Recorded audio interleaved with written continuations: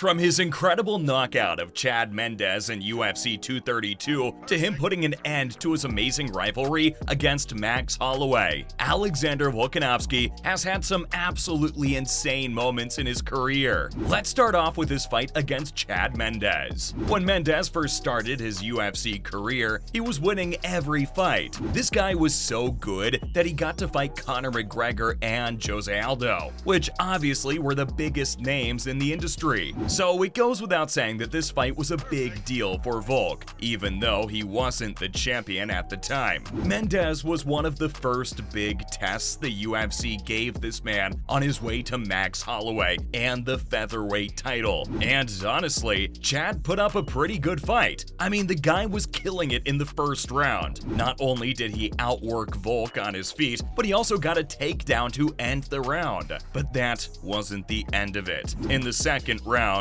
he knocked the Aussie down and then took him down again, this time pounding the Australian fighter on his back. It was looking truly bad for Volk. He was losing the fight, and it was one of those make it or break it moments. And man, oh man, did that guy come through. After getting knocked down in the second round, Volk turned up the heat and landed some crazy accurate and heavy blows to Mendes's body. Before anyone knew it, Volk had put the man out. The Australian left the whole arena in a state of disbelief. Even though this was a great moment, it doesn't tell the whole story of Volk's life. As many of you might know, soon the 34-year-old took on the elite fighter Jose Aldo. For this one, you've got to remember that Aldo was pretty much a magical beast at this point, and he was still one of the kings of the UFC and had matters in his hands. Yes, Volk had only lost twice before he fought Aldo. The first time was to McGregor, and the second time was to the king at the time, Max Holloway. Alex wasn't the favorite at all to win this fight, and the fans didn't know how it would turn out. Even though Aldo was great, the Aussie beast worked harder than the former champion in every round of their fight. And to do this with all the pressure he had on him is wild. All this happened while the Brazilian fans in the stands were going crazy over everything Aldo did.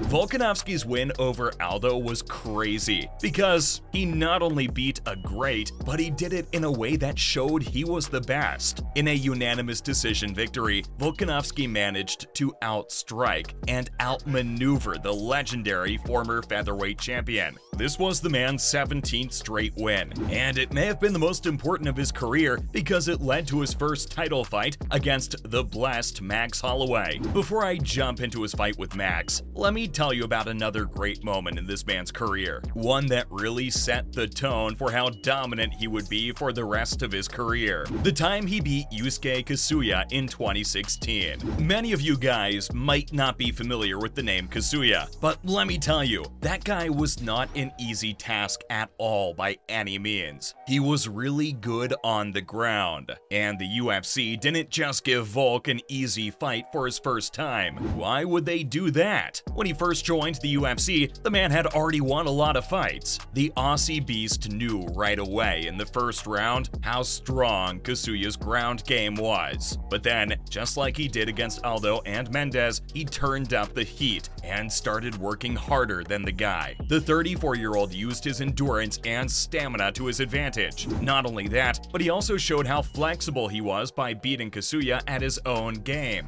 Yes, he took the guy to the ground and beat him with a technical knockout after a brutal and long practice of ground and pound. It was pure domination of a win, and it was crazy to see a fighter make their start with so much confidence. Alexander the Great hasn't slowed down since then, and he has beaten the best of the best. Yes, by the best, I mean Max Holloway. This was their first fight. I'm sure you all know that Volk has already beaten Max 3 times, but don't let that fool you. Max was, and still is, one of the best featherweights ever. And he is, without a doubt, one of the best featherweight winners ever. When Max fought Alexander the Great Volkanovski, the guy had won his last 14 fights in a row. No one thought Volkanovski couldn't beat Max, but everyone knew that Volk might surprise us all and knock off the featherweight king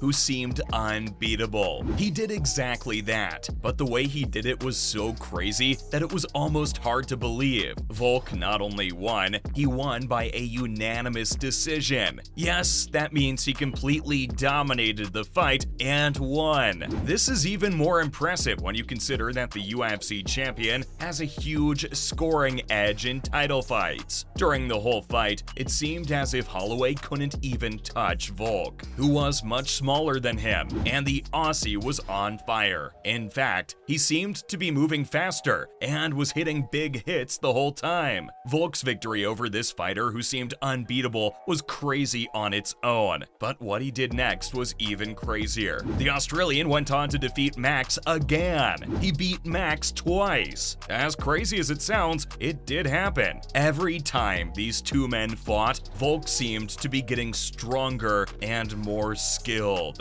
Now, Max still looked like he could beat any other fighter in the division, but Volkanovski was so good that there was no question who was better. Yes, the difference between Volk and the rest of the division was big, and it seemed to be getting bigger. Max looked great in his second fight, and he seemed to be a totally different opponent. Even though the man had trained hard to beat Volk, he still couldn't do it. The Great won again by a majority vote, pertaining to exactly what he's known as the Great. Now, everyone in MMA knows that anything can happen, and also that the same person doesn't always win. But when they met for the third time, Holloway, who was usually very strong, was again powerless against Volk. I mean, no offense to Max, but at this point, it must have been embarrassing for him, right? As good as Max was, the biggest threat to Alexander's featherweight belt actually came from somewhere else. Yes, I'm finally talking about Brian Ortega. The truth is that this fight was a war. No one could believe what they were seeing.